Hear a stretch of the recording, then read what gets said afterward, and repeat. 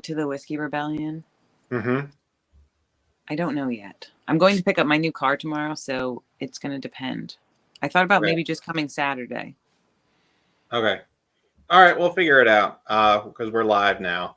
So, hey, you all probably weren't expecting me here. It's my debut as one of the hosts, but we'll get into that. So, welcome to the PA Take Human Action podcast. So, Jacob will be here. He'll be here in a few minutes. He's just getting his computer set up.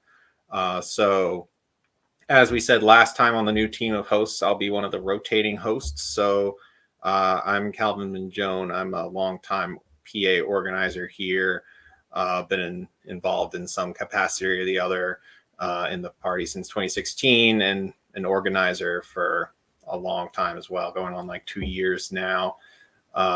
So that's my story. Been more behind the scenes up until this point, but I wanted to try to kickstart the podcast again and get some guests on. So we're doing that right now with someone who's been a very good friend of mine ever since she joined, and I'm really excited to have her here. So let's give it up for Kate. How are you doing? Good. How are you today, Calvin?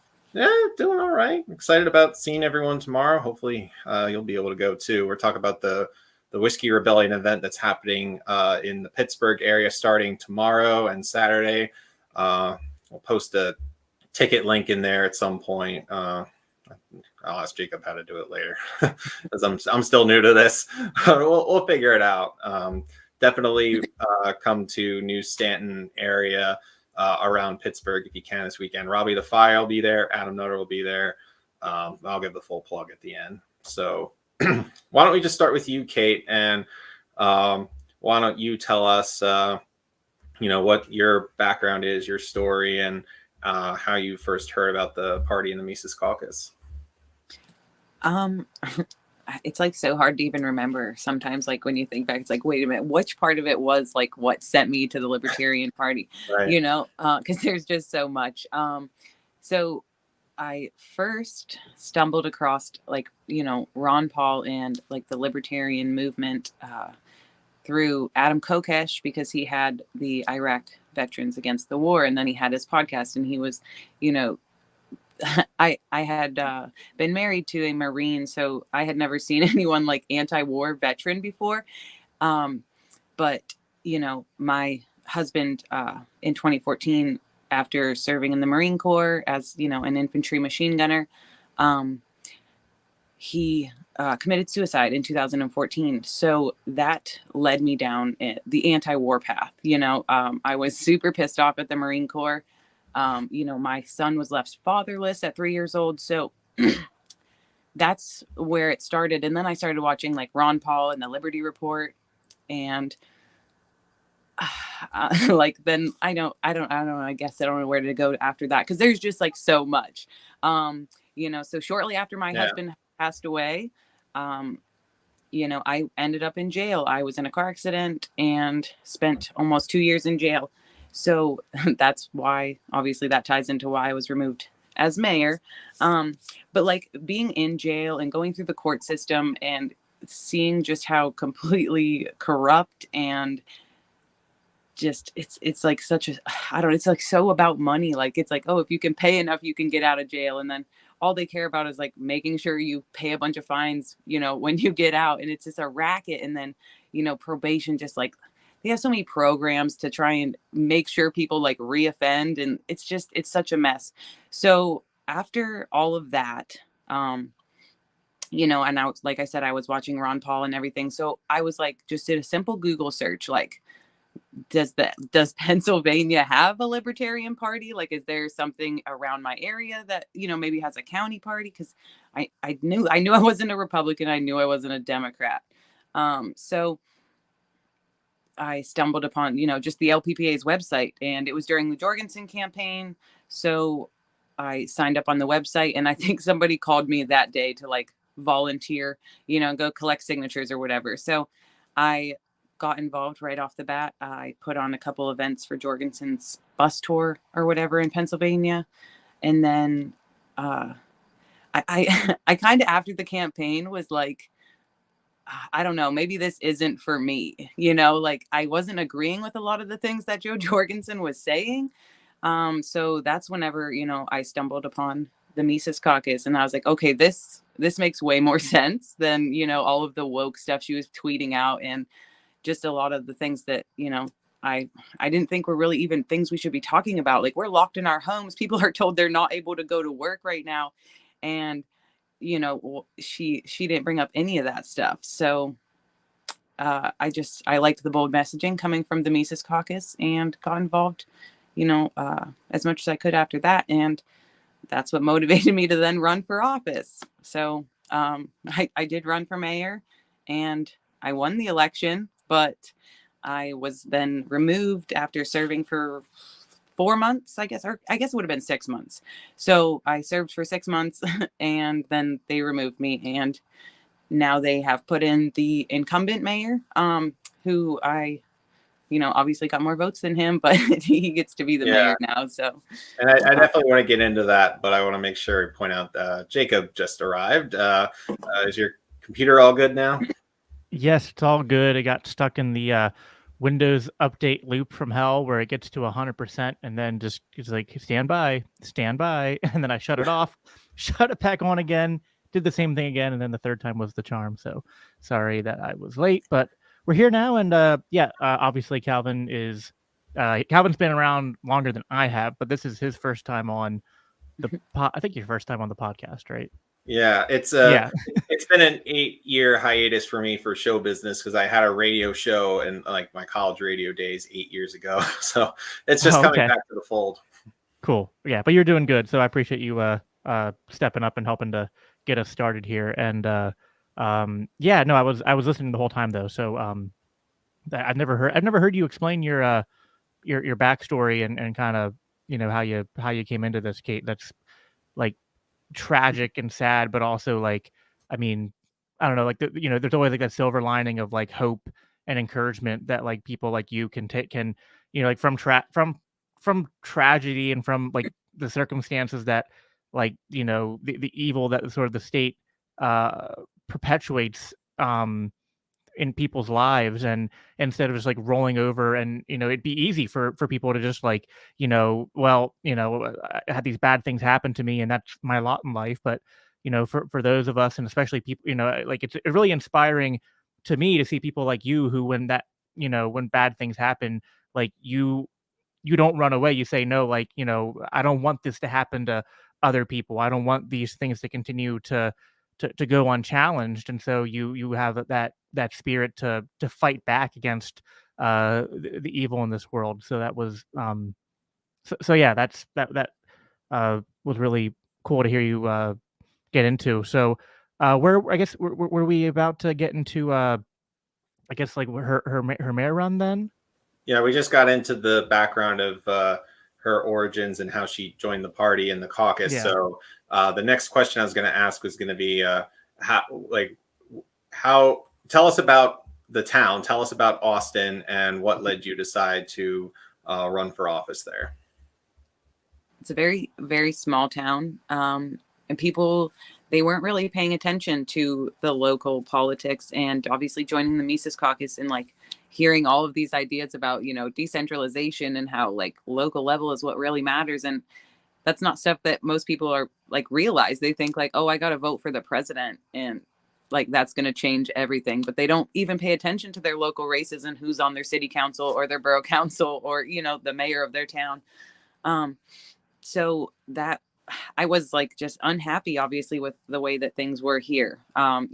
It was like you had to email them, call them a whole bunch to even figure out when the town council meetings were. Like they didn't want anybody going there, especially during COVID. They didn't meet in person, and they did like phone bridge where you had to get like this special code to call in and then like a password. And it took me like 3 weeks of calling them even to get like into a local meeting, which are supposed to be open to the public and like widely advertised so the public can participate. So, that was really my main thing, was just motivating the public. And then people actually started to pay attention while I was running for office. I was going door to door and just talking about things with people. A lot of funds have come up missing, and in 2020, we had a secretary who, had embezzled money. And, the borough didn't even want to admit that. They kept telling people, oh, that was over in another township. And it's like, okay, but she works here at the dates, that these charges are from. And it's all on, PA e-dockets. You can look up, anybody's record. So, so I talked to people about that, and people like to be left alone here. It's a very, very small town. We don't have cops, and we have a Democrat running the borough council. So it kind of, doesn't mesh well with the rest of the town. So wait, you don't have cops? So who doesn't come until 10 minutes after your house is broken into then?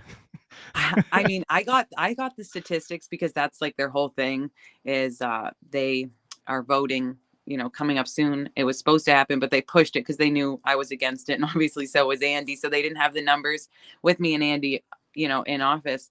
So they are looking to hire a cop and, pay him money that the town doesn't have. When the folk, like everyone's like, we just want the roads fixed. Like there's potholes everywhere. That's all we want. Like, here's you don't use our tax money towards literally anything else except, maybe keeping the lights on at the building. Like that's about it. Or paying the employees that really don't do a lot either. So, I mean, I went around like telling people like, dude, they're wasting your money. They're stealing your money. Like they're trying to hire cops that you don't want. And so they haven't voted on that yet, but that's like their big thing right now. And nobody in town wants a cop. So it's like, I don't know, so many times the public officials, it's like they forget that they're supposed to be there to represent the people and not to be like the other way around. Other than the scandal of what's happened to you, every time you talk about where you live, it makes me want to move there.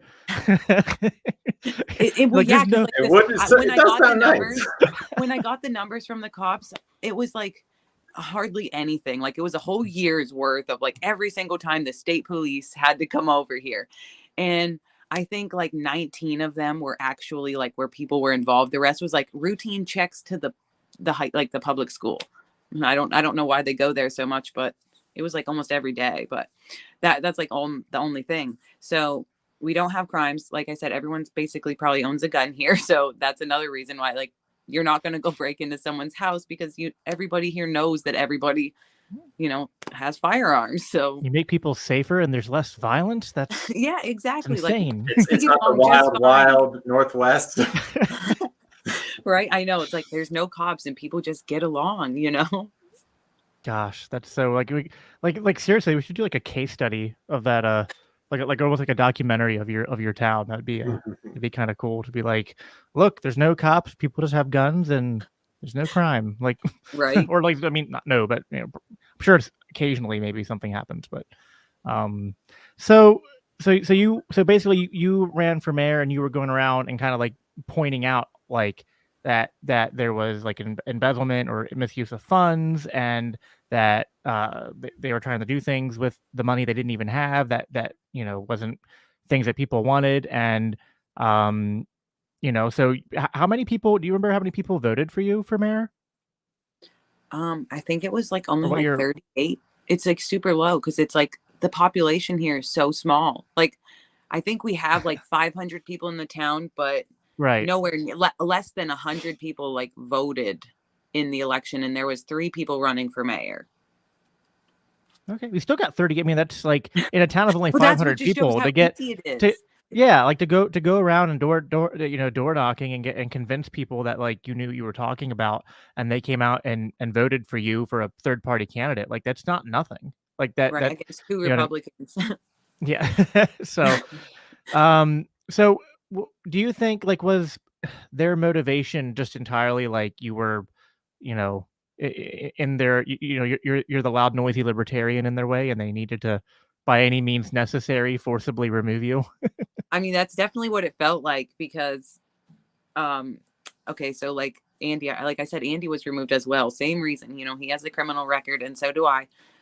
Nobody said anything about Andy because he was just like, he kind of just ran.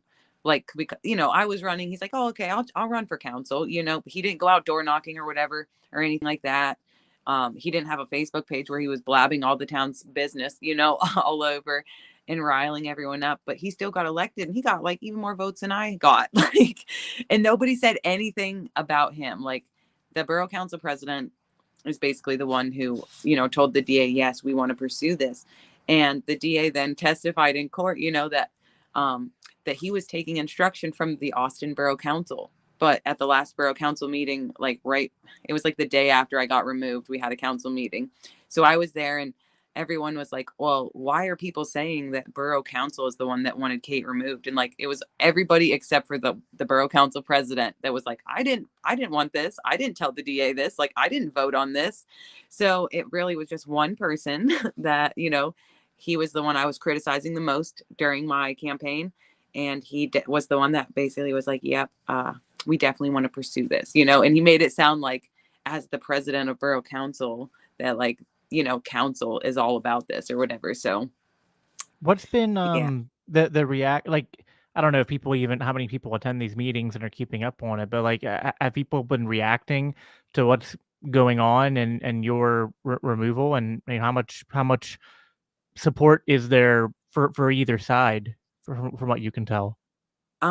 Basically, I mean, it's such a small town. Like I said, if I walk down to the store, I'll see, any of my neighbors, and every single person that has stopped me or Andy or messaged us or, commented on my Facebook page, they're pissed. Like, they're like, we voted for you. We knew everything about you and Andy. This is a small town. Like, everyone knows everyone's business. Right. So You're not like some violent. It's not like the thing that you were convicted of was like you're some like danger to society, or like like it pisses me off that like we have actual people running our country who are linked to Epstein Island, like people who are actual fucking predators. Sorry, I shouldn't curse, but people who are actually predators running our country, and they're just like oh no, someone who like had something unfortunate happen like years ago, and it's like that's the thing we need to focus on and get outraged about. Like I don't know, it's silly. Well, that's the crazy part though. Like, I could go and work in Washington.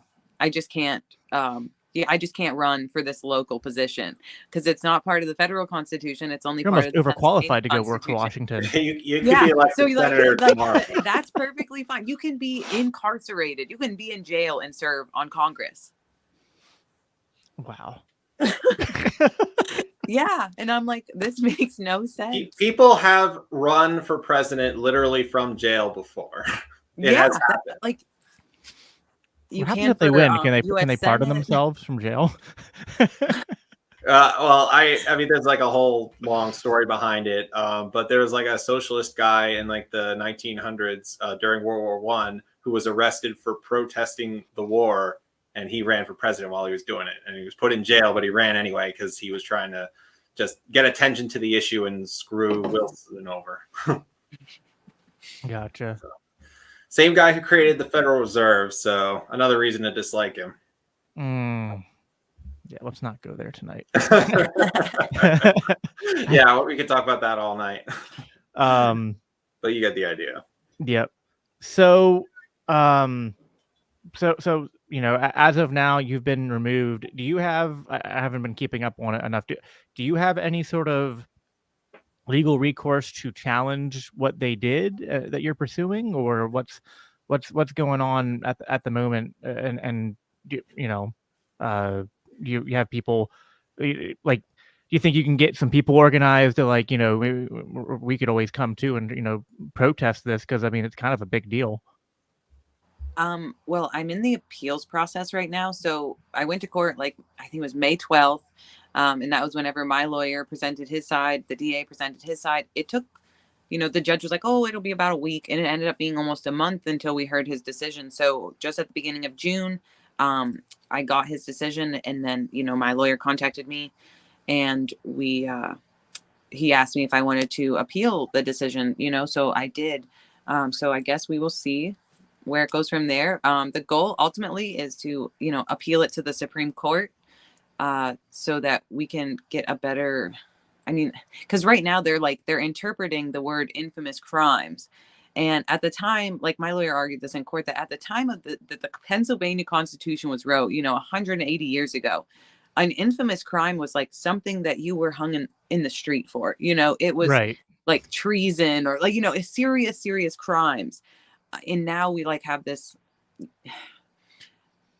legal system that they worry more about like felony conviction rates. So they just want to trump all the charges up just so that they, as a prosecutor, you know, they can have this nice rating, and then maybe they'll be a judge, or, you know, they'll use it to run for office, because like you see that all the time in their commercials, like, oh, they have this percentage of felony conviction rate. So, you know, and so many things are felonies now that probably weren't then. It's So all part of that tough on crime mentality that the justice system has had for a while. Like it sucks. Like I know quite a few people, including people in my own family, who like when they were young, they, you know, did things that like not that you would say like they were good, but they were like, people make mistakes when they're young, and should someone's life be ruined for the rest of their life? Like, I mean, I guess I'm in favor of there being some kind of like restitution or consequences for things. But if people do the, you know, like if you commit some kind of crime when you're young and you do whatever the you know, the fair restitution for that thing is, then okay, that's done. Like, you know, holding a, you know, having someone walk through the rest of their life with a scarlet letter on them because of something they did 20 years ago, you know, is ridiculous. But it's exactly like you said, like with my one close family member, for their sake of privacy, I don't want to name them, but like, and they fought their thing for a while, and it just got to the point where it was like, to no one has like the infinite resources that's needed to like really win in court and keep egregious charges from being put on you, because that's often what it comes down to, is that the charges that people get are way worse than like what they actually did. It's just that like they didn't have the means to really effectively fight it in court, and if they were assigned a public defender, the public defender sucked. So so many people get trapped with these lifelong consequences for things that just are so disproportional. And then we have people that like actually like we have people that like raped other people, and then like they're let go after like 3 years. It's like, what the fuck? Like, what is our justice system? It's anti-justice. It makes no sense. and I saw so much of that while I was in jail, like the things that people were in there for, and then like watching like, okay, well, I'm still sitting here, haven't been convicted, I haven't, you know, I haven't been found guilty, and I was there for 19 and a half months, and that was only then that they lowered my bail. It was 50,000 straight cash, no bond at first, and they had lowered it, so something I was able to get a bond for then, you know, and get out. And then even after that, it took another 5 years until I was actually I took a plea. You know, my lawyer, I had a public defender, and he was actually amazing, and he fought my case clear up to the Supreme Court of Pennsylvania, and we won at the Supreme Court level. But then I you know, it had been 7 years, so the prosecutor was still not willing to give me anything that wasn't a felon. Like, I had to at least take one felony, is what he told me, or what he told, you know, my lawyer. And they had switched my public defenders right at the very end. So this lawyer that I have had for almost 7 years, you know, that I was super comfortable with, he won at the Supreme Court level. They had promoted him to like head public defender in the next county over. So he was not allowed to be my public defender anymore. Wow. And I had to get, you know, this other Was random that guy. intentional? Did they do that intentionally? It definitely felt like it. Oh, God. Because I feel like Sounds public like defenders are not supposed to be fighting things up to the Supreme Court and winning, you know, like they're Right. kind of So on the you side got of the lucky stage. and got a good public defender, and they were like, "Ah, fuck, that's not supposed to happen. All right, we got to do something here."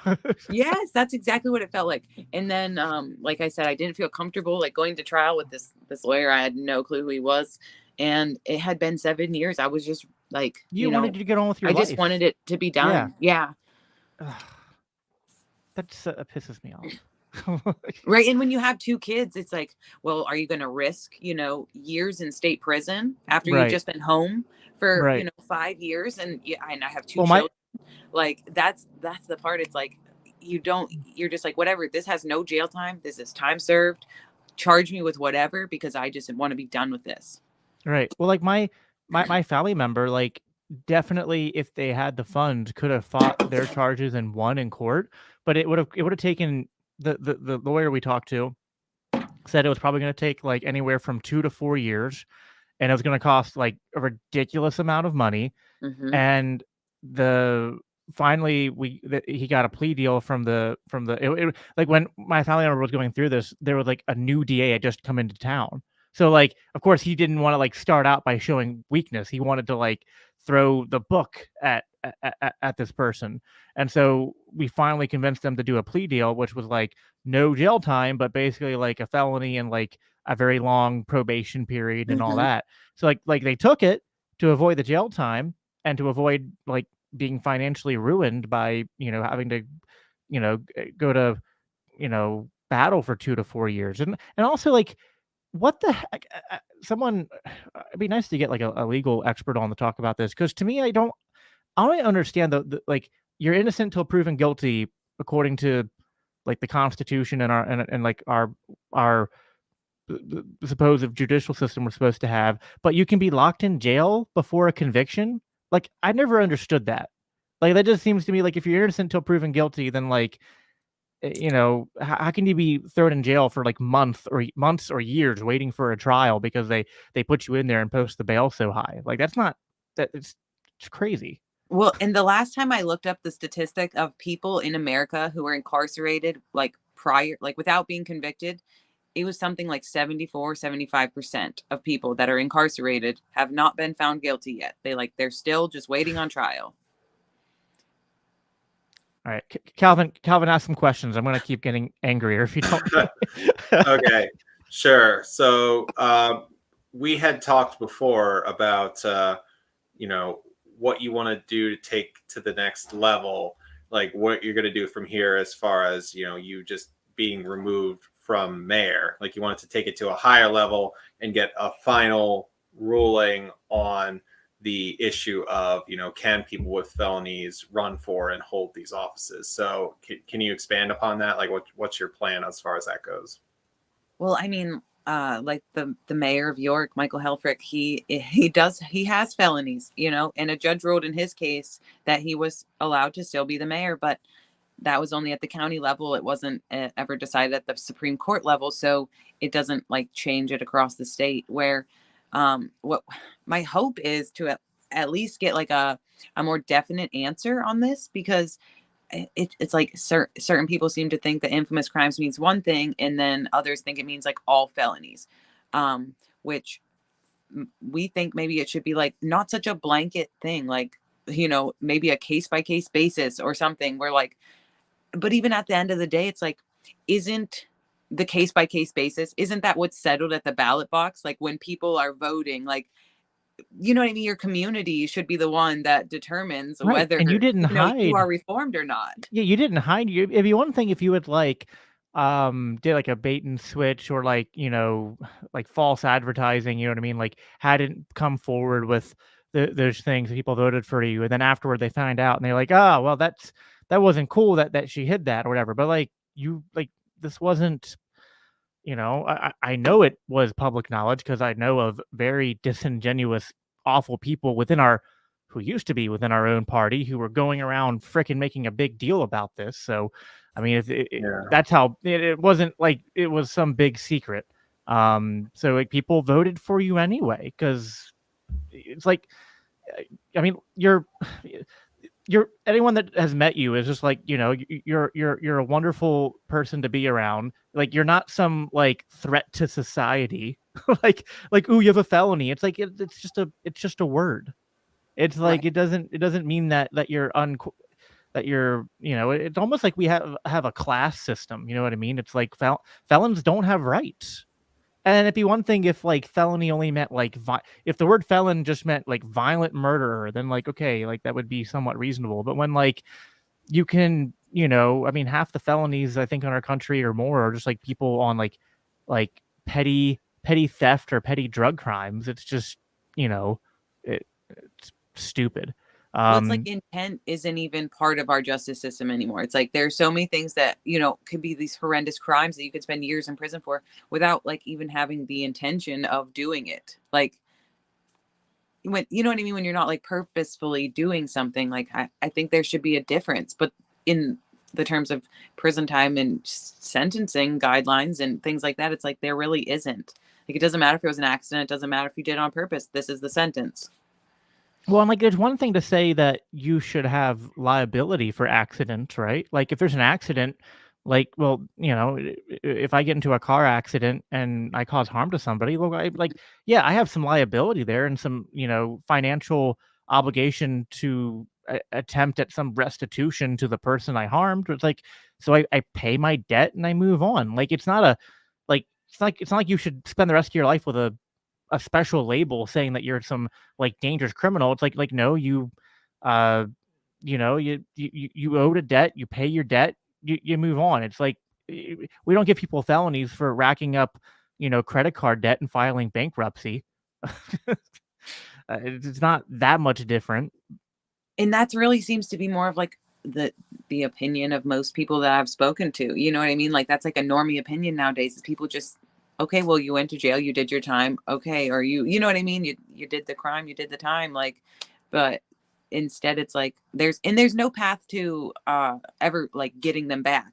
Like, I'm not Roger Stone. I can't go get a pardon from Trump or anything like that. Like, how easy it is for like the elite to go and get pardons. Like, for the average everyday person, like, those things are really just, they're not going to happen. And like, yeah. Well, how many innocent people have people in Congress intentionally, knowingly, ordered the death of?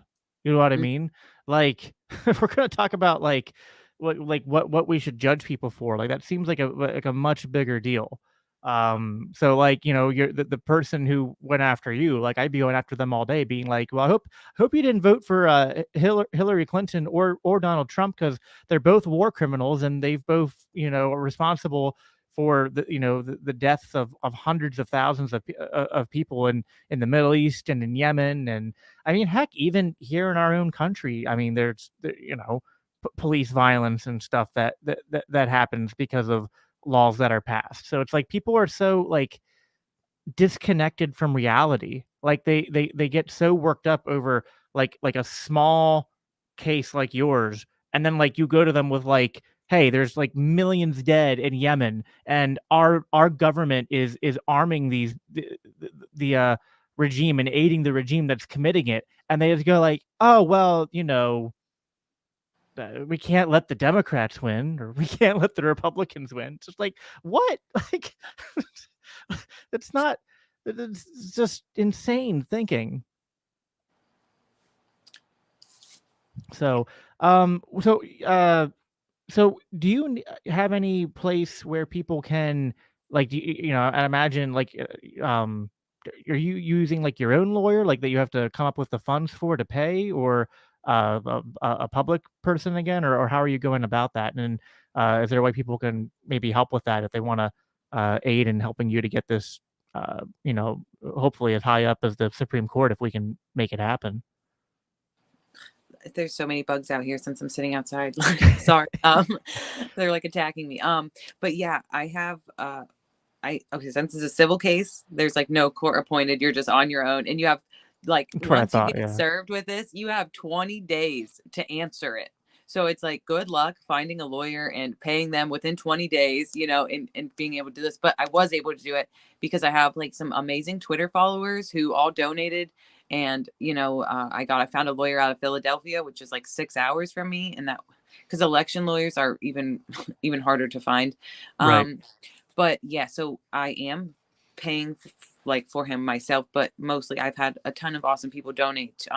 So on my Twitter, I have like a spot fund link that's like pinned right at the top of my page. I'm Mayor Kate. I'll find it. I'm Mayor Kate on Twitter, but I probably should be like Mayor, or not the Mayor Kate anymore or something. I have to change my handle, but yeah, there's a no. You need to. Yeah, I agree. Don't change it. Don't change it.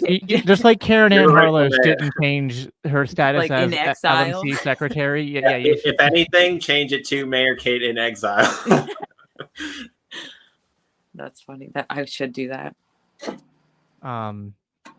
So yeah, I mean, hopefully, so we'll keep tabs on this and try to, the caucus and all of us individually trying to help promoting this story. So hopefully people can continue to support you and get more eyes on it and stuff. Have you been approached by? I mean, I know you're in a small town, but like, have any news outlets covered this at all? And I mean, if not, that might be something to maybe try to push, is to get some more news coverage. Well, when it first happened and I was tweeting about it, Timcast wrote an article about it. They had contacted me. I gave an interview with them over the phone, and they have an article about me and my whole story on their website. It's like Felons in Office or something is the title, I think, of the article that they wrote. And then my local paper, they've had me on the front page every single week.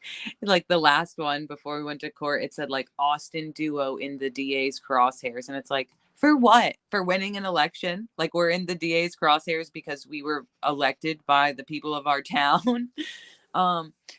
So that's pretty much it. I mean, I've gone on just Justin O'Donnell's podcast, I guess. I went on there, but yeah, not really. I haven't really gone out of my way to contact the media or anything like that either. But locally, people have paid attention to it, and I've gotten I've gotten messages from other people in towns well, this person has this on their record. How are they allowed to be my township supervisor? All in the same county and stuff, but I don't know. People have definitely been very supportive of my election and trying to keep me there. And everyone just was you need to appeal this. So I will try and do that as long as I can. But yeah, it can be very expensive. That's for sure. Well, so for those of you who don't know, the Porcupine Freedom Festival happened recently in New Hampshire, and Kate, you were invited to go up there and speak. So tell us about that and how that went and the reception you got up there. I didn't end up speaking at the Porcupine Festival. I went there, but I'm really not sure what happened. But yeah, I didn't end up speaking, but I was there. Oh, dang, that sucks. Well, I mean, I'm sure since it was had some people there who knew who you were at this point. I think your word has gotten around about you in our community for sure. A couple people were like, "Hey, are you Mayor Kate off Twitter?" Yeah. Oh, there you go. Yep, I just added your Twitter handle at the bottom, so people watching live and watching later can know where to go to follow you on Twitter, and then your link. And I'll add other links to the show notes stuff later after this is done. Also, if you go to LP Mises Caucus PA, which is my tag right now, I just tweeted her spot fund link on there. Cool, awesome. Yeah, no, I mean, this is something definitely want to keep tabs on and, help support you and, getting, like I said, we should be, definitely, we should be writing news outlets and stuff too, trying to get as much pressure on this story as we can. Because I think that that always helps, the court of public opinion can sometimes sway the actual courts. So the more we can, at the very least, it brings awareness to these issues that we're talking about, because it's a big deal. And I think there's so many people that just go through the life who don't think about the implications of our criminal justice system and the ways in which it wreaks havoc and needs to be curtailed or reformed or abolished or whatever, all of the above. So what if you were to get your spot back, I mean, or if this hadn't happened, I mean, what were you hoping to do as mayor? What did you, other than pointing out the ways in which they were doing a terrible job, what were some of the things you were running on as far as what you wanted to do and why you and why you wanted to do it? Well, okay, first of all, the most important part was after the lockdowns, was making sure there was people in my local government that were going to stand up for the people in this town and say, no, we don't have to actually comply with, all of these ridiculous guidelines and, mandates or anything like that. So I definitely wanted to make sure, that wasn't going to happen here in Austin. Another thing was just, I guess, spend the money a little. Like, why? I mean, we have one. Luckily, we haven't had like our taxes raised in like 13 years here, so property taxes are already super low. But it's like we're so wasteful with the property tax, the small budget that we do have. And that was like an important thing to me too. Was like, to just kind of get rid of a lot of the wasteful spending that we were doing, because it was like really just people not understanding the responsibility of the borough council, or like what their job was as a council member. So they were just allocating out like all of these duties that were theirs that we shouldn't be paying anyone to do. They were paying all these random companies to just like do the few responsibilities that they have as a council, which I thought was just extremely ridiculous in such a small town. Like, that's not necessary. So yeah, and really just to make sure that we kept this, this freedom that we have here. Like, people are just left alone. You don't have to worry about like the government messing with you. We don't have code enforcement. Like, we don't have any of that stuff. Like, you have your private property, and nobody really tells you what to do with it. What kind of conversations have you had, like, both when you were running and since then, with people about like, libertarian philosophy and, like Austrian economics? Like, have you been able to have like meaningful conversations with people and kind of like introduce them to these ideas? And like, what have been people's responses? Have more people been open up, and considering whether it's, obviously they voted for you, so they're willing to vote for a libertarian. Is it, is people more willing to maybe change their registration or maybe join the party at all? Like, what have those interactions been like in your community?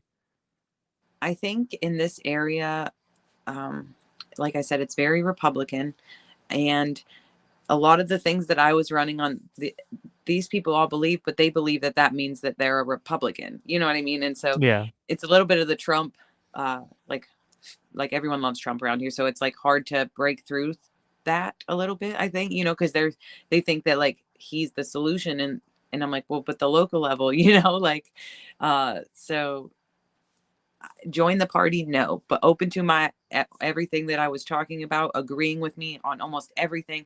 And then just at the end, just, no, I'm a Republican. Like, that's what they would just say. So it was like, oh, you're so close though. Like, you believe literally every single one of these things, but your party doesn't represent that anymore. Those are not the things that the actual Republican Party are standing for. And I mean, hopefully more people will see that like we're just getting more of the same, no matter which way it goes. Yeah. And that they will start giving a third party a chance. Obviously they did it here, and it wasn't even just me, it was me and Andy. So they elected 2 libertarians, like, in this small little town of 500 people. Yeah. I mean, when we had and Dave, who was supposed to be on tonight but unfortunately couldn't make it, he and I both got elected in our borough of Dallastown, but then he got screwed over in much the same way that you did. He didn't get elected mayor, he got elected to city council, but he was told he couldn't serve. And but the stupid thing of it is, like you mentioned earlier, now he's running for what's he running for, Calvin? Like he's running for U.S. House. Yeah, U.S. House. Which one he of would two candidates we have this year. Right. Which if he won, he would be allowed to serve there. Mm-hmm. Yeah, and that's what's so crazy about it. And it's not even just me and Andy and Dave. Like, there's other people that have been elected like with felonies on their record, in the state. So it's like clearly the people, like, the voters of Pennsylvania are on board with, having like allowing felons the right to run for office at the state or local level. So it's like, how many times does this have to happen before our government actually represents what the people want? Yeah, no, I 100% agree. You got anything you wanted to add or ask, Calvin? Yeah. So I wanted to ask this towards the end, but I can ask it now. So what events are you doing upcoming, or where are you going to be traveling to the next couple months? Like, where can people come and see you? Like, what are you going to be doing? I'm really not sure. I don't think I have any. I don't think I have anything like that. I mean, I have my local county meeting, but I'm just like, so I don't know. I guess it's really just like a waiting game with the legal system. So it's, I don't know. I don't really have anything planned too far in the future. I'm like, I don't know how long it'll be till I hear a decision on the appeal or anything like that. But I might go to the Whiskey Rebellion this weekend, but I'm not sure. I'm going to get my new car tomorrow, so that's going to depend on that. What time I get back from that. If I have time to make it out to, what is it, Newsstand? That's like Pittsburgh. Yeah, right? it's Newsstand near Pittsburgh. So I'll give a brief plug for that. So the event is going to be it's a collaboration among a group of libertarians in the Pittsburgh area. They're going to be throwing together the Whiskey Rebellion event to commemorate the actual historical whiskey rebellion that happened during Washington's presidency. So long and short of it is they were taxing the whiskey to try to make up funding deficit that the federal government had. And then these whiskey farmers out in the Pittsburgh area, they weren't happy about it. They were rural farmers that they didn't even have any money. They just used whiskey for their currency. So it was basically like taxing the use of the dollar for them. Like you can't do that. They can't survive that way. So they just started tarring and feathering the tax collectors. And then the U.S. government sent an army out there and basically shut down the rebellion. So that's the Whiskey Rebellion. Make tar and feathering tax collectors great again. Yeah. Well, anyway, that's what happened in the history part of it. So there aren't tar and feathers that I know of, but they will be bringing in some local bands. There will be at least one distiller, I heard, that will be coming out there. So there will be whiskey. There will be a bunch of issue coalition groups, like single issue groups, coming out and doing talks. Robbie the Fire Bernstein is going to be coming out, and Adam Nutter is going to be coming out and doing comedy as well. So it should be a good time. Yeah, I forgot. Adam's not here again, so we have a little bit of license to poke fun at that. But that's okay. Tickets are still available. I posted the link in the chat, so you can go check that out. Come to New Stanton tomorrow night. I will be there. Jacob, are you going? No, I won't be. Okay. But Kate, you better find a way to be there. I know. I might make it Saturday, at least on Saturday. Okay, because I don't leave the east side of the state that much, so just definitely take advantage of that opportunity. Yep, and we're trying to over here in like the York, Lancaster area. We're trying to put together an event sometime in like September that we're gonna maybe try to get Scott Horton to come out to. So I would love to talk anti-war with Scott Horton. He's like every convention. I always just end up like missing him. You know. Well, we're gonna try to make that happen, and if we do, we'll definitely make sure that we get you down here for that. Maybe give you little. We're going to try to get like a lot of people to get up and speak on various topics, I think, throughout the day. So once we get that event more finalized and stuff, I'll be plugging it to everywhere and making sure we get people like Kate on board. Yeah, I guess, maybe towards here wrapping up at the end, I mean, maybe we could just, Kate, if you wanted to talk a little bit about, you talked a little bit about in the beginning about how you came to the Mises Caucus and all that. Now in a post-Reno world, the post-Reno Libertarian Party, have you been encouraged by what you're seeing out of the National Party? And do you feel like it's making it easier? Like I know, like you're like in deep MAGA country, and there's always. I know I'm not maybe as MAGA crazy in where I live as maybe where you are, but they're still pretty MAGA crazy here. And I know whenever I would bring up the LP, it'd just be like, ugh, and they would bring up like, stupid things like Joe Jorgensen or just things like Bill Weld endorsing Hillary Clinton and all that. And, it's, I don't know. I'm hoping it's at least a little bit easier to reach some of these people now that hopefully the LP is a little bit less cringe. But I don't know. What are your thoughts on just the LP going forward and the trajectory that the Mises Caucus is taking the party and the movement? Okay, so like I have never retweeted so many things coming out of the National LP account like in all of my time on Twitter. I don't think I've even liked a tweet from National, and now I feel like every day I go on there and I'm like, oh my gosh, my whole Twitter feed is probably just retweets from National because like Right. they're so based right now. Made it so easy. Yes, exactly. You don't even It's have like to you don't think have of to be like, clever wait things a to say minute. anymore. Yes, exactly. It's like, oh, what embarrassing thing did they put out? And oh no, actually, it's like nice to read it. Not half bad. And I feel like so I many had people were so used to being upset with them that they had to like find a couple to just like still get upset about, and it's just like, what, this is nothing. Like, what are you getting Right. It was like we used to have an LP that was going out there and like talking about how it's cool to have transgender story hour and like weird cringe stuff about like sex work, and like now it's like base shit about the Federal Reserve and anti-war crap like 24/7. Like It's stuff not even just stuff tweets. libertarians Like, actually care about. yeah.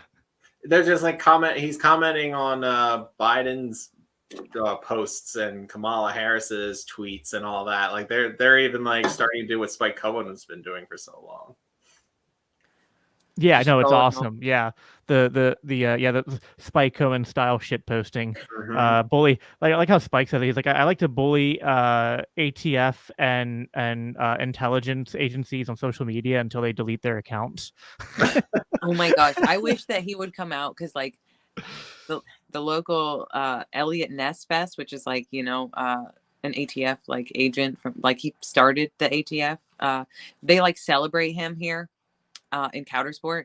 So I was like, wouldn't that be awesome to just get like Spike Cohen to come out to this like big celebration of the ATF, because they're going to have ATF agents there this year. When is it?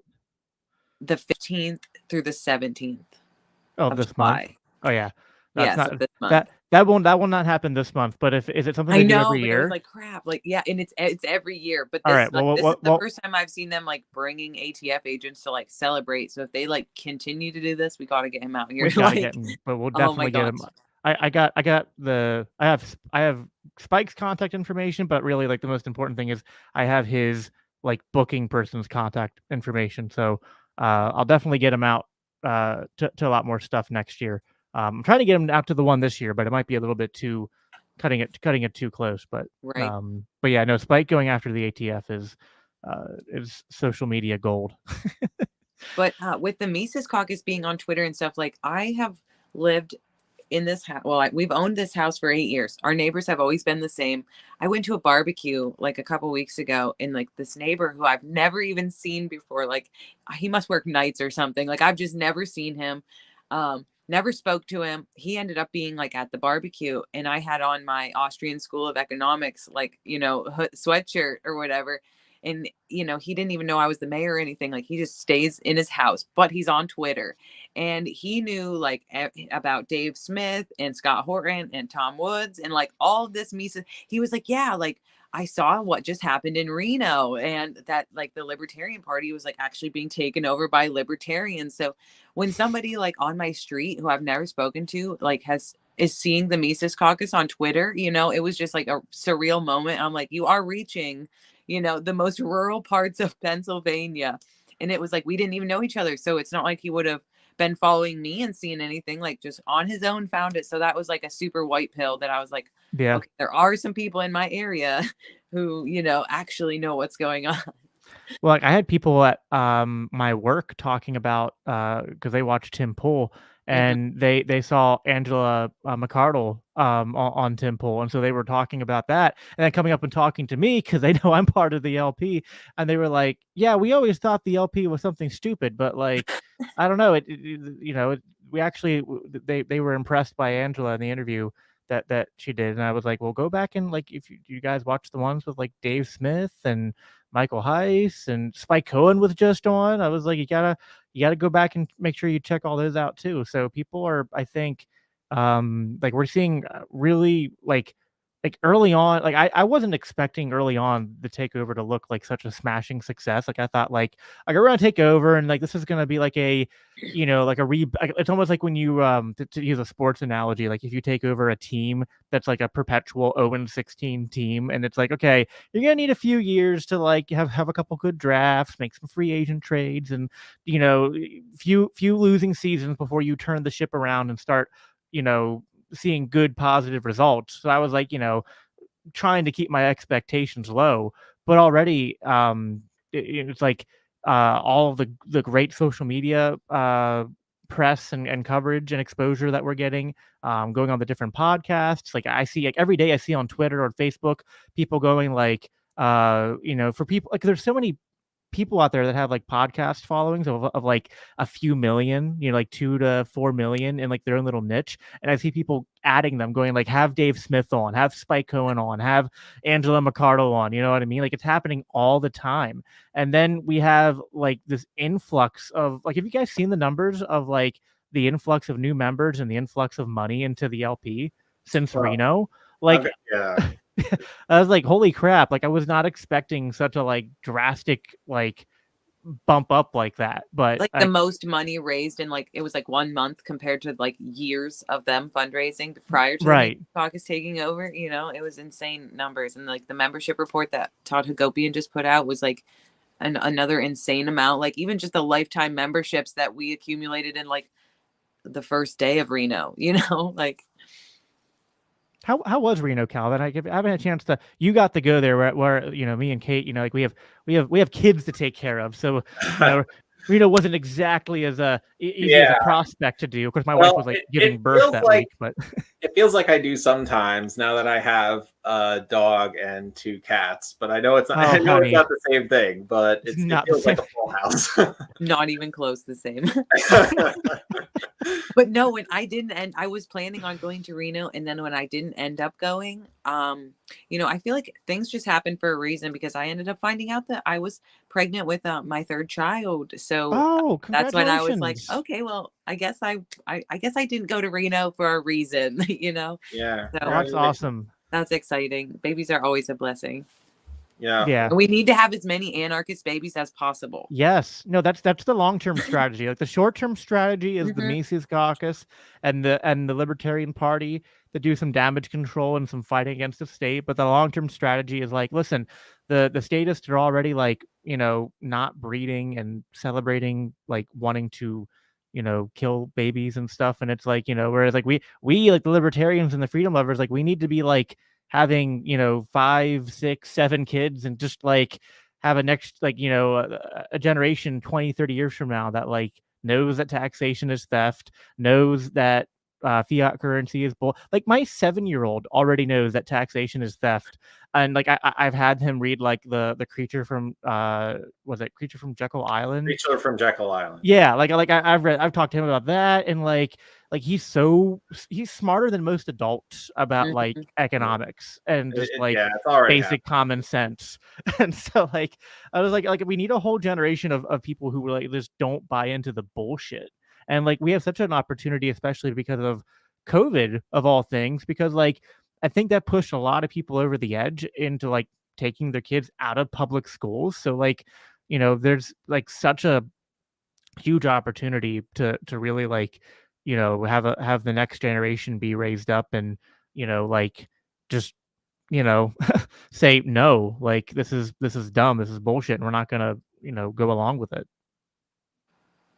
So that's awesome. Okay, I didn't know that you were pregnant. So congratulations on that. Yeah, I'll have to buy you a virgin drink the next time I see you. Yeah. Yeah, but I'll just touch on Reno real quick. So that was a really awesome experience. Like I'd met maybe like half of the big names before that were there, but the other half of them I hadn't met. And did you get to say hi to Ron Paul? That's all I want to know. I was in the front row for Ron Paul. I didn't get a chance to get a picture with him, but it was close enough because I was off to the side of the front row with like all the PA guys, because we've been up front basically since we got the award for like the best state team. Yeah, so, I saw that. That was cool. Yeah. Yeah. So I'm still waiting for the video on that. We'll figure that out later. But I was sad I couldn't be there with you guys, but I was watching as much as I could. I was watching the convention live, and like I was trying to find people who were there who was just like streaming what was going on at the bash on their phones and stuff. So I saw Ron Paul get up and do the yeah.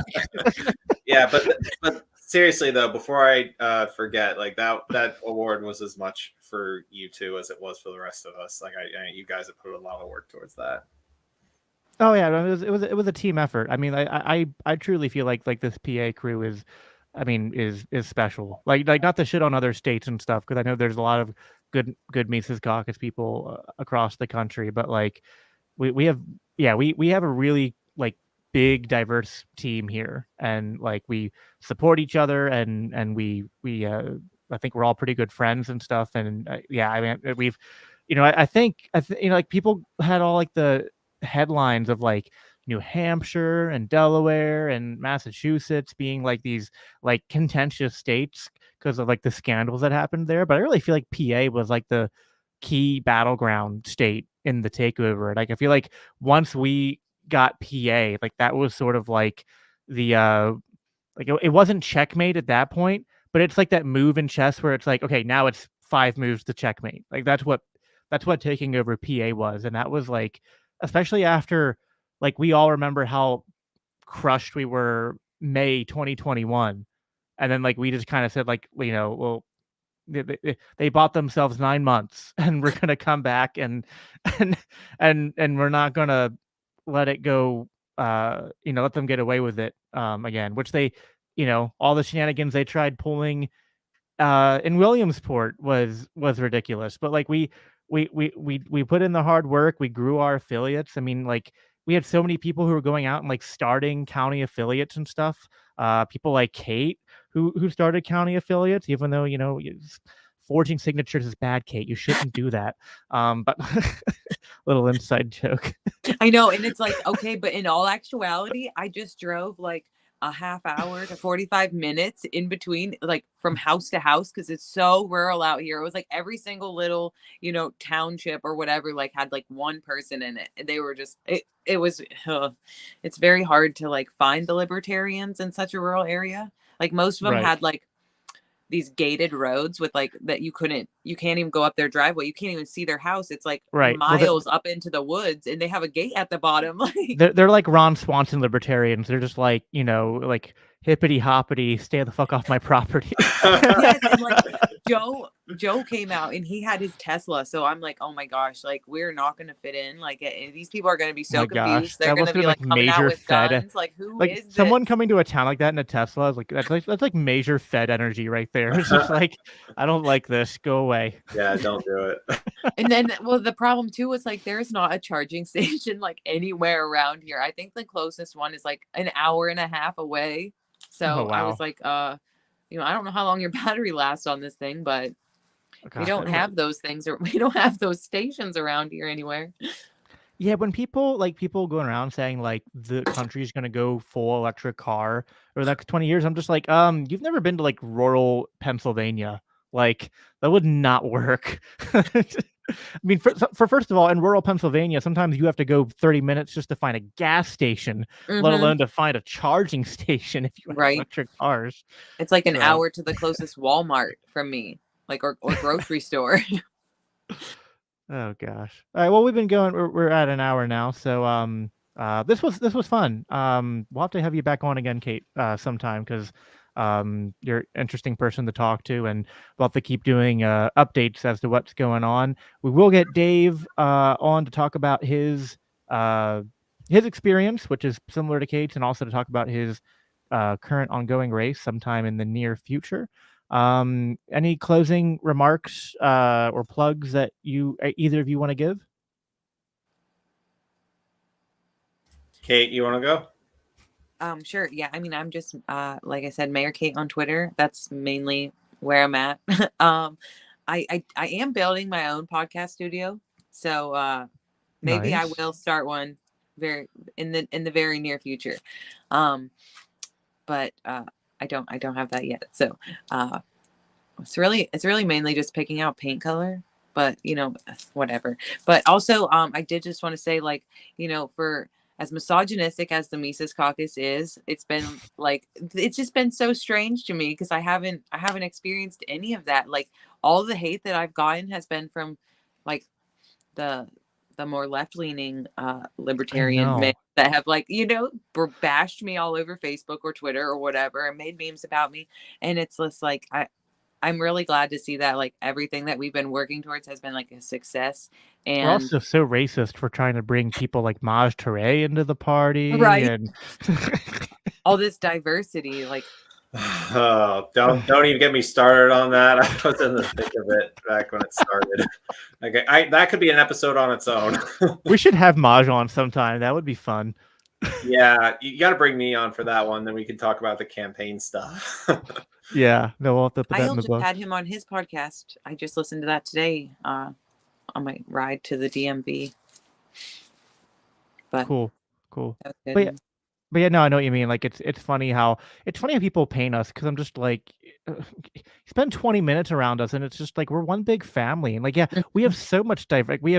We have Christians, we have atheists, we have people of all different ethnic, racial, religious, social backgrounds. I mean, and it's like, we're basically just a big melding pot of people who rally behind like actual libertarianism, not stupid, like, woke corporate progressivism with a libertarian twist, which is kind of what the old party regime was. So it's good that I'm glad to see the changes that have been going on. And yeah, so grateful to both of you. It was great to have both of you on for the first time. Hopefully we have you guys back on again. Thank you everybody for watching. And yeah, that's it. We're out of here. Remember, go out and take human action.